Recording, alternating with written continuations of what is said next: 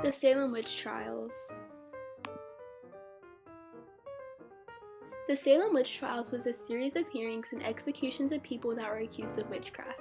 This event took place in colonial Massachusetts in February 1692, ending in May 1693. More than 200 people were accused, 30 found guilty. The Salem Witch Trials was and is still an example of injustice in America. Over 150 people were imprisoned. The two courts convicted 30 people for witchcraft. 19 of the 30 were hanged, 14 being women, 5 being men. A minimum of 5 people died while in jail. People believed that Satan was acting in the world because of troubles. They believed that Satan recruited witches and wizards to work for him, and they believed that if a person was acting weird, they were affiliated with witchcraft. The Trials. Now, you may be wondering how this all began. A Reverend Samuel Parris took his niece and daughter to the village doctor William Griggs because they were ill.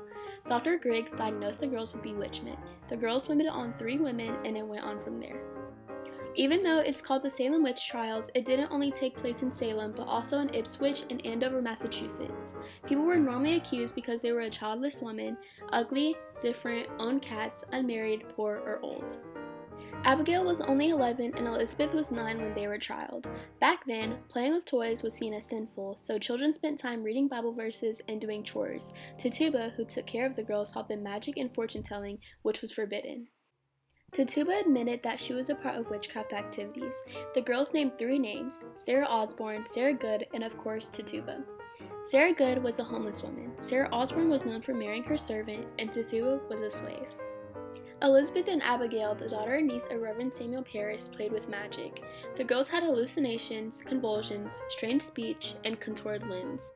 Sarah Good and Osborne were proven innocent. Tituba claimed that there was other witches in Salem, not just her. This hysteria was controlled by 2 girls, which is a little crazy. Fun facts. The trial stopped when the governor's wife was accused. The youngest killed was the 4-year-old Dorothy Good. Salem, where the trials took place, is the birthplace of our military.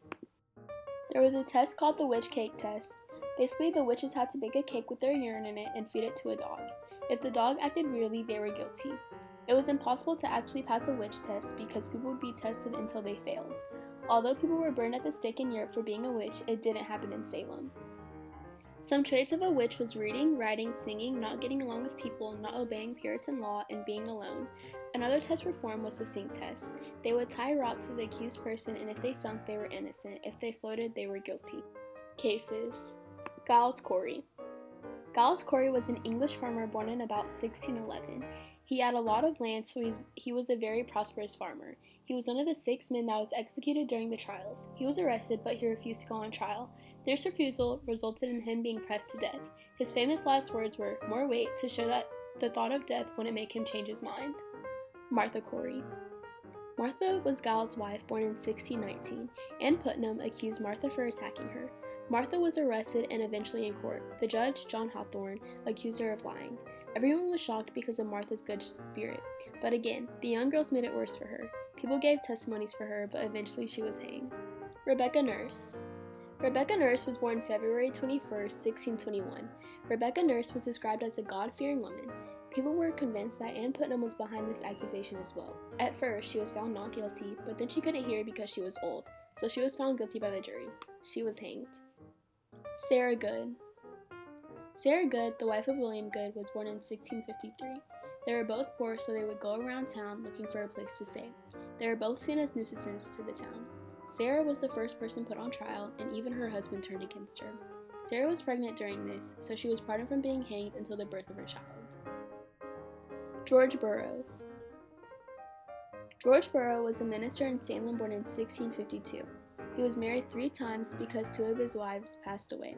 Abigail Williams, of course, said she saw his ghost talking about how he murdered his wife. More people started saying they saw visions of him killing his wife as well. He was arrested and trialed, but couldn't beat the allegations. He was remembered for saying the Lord's Prayer before getting hanged. In conclusion, the Salem witch trials ended in 1693. As you can see, hysteria and false accusations can cause a lot of major issues. The jails people were put in were eventually cleared. Where's Abigail Williams? There's a rumor that after the trials, she ran away to avoid punishment for her actions.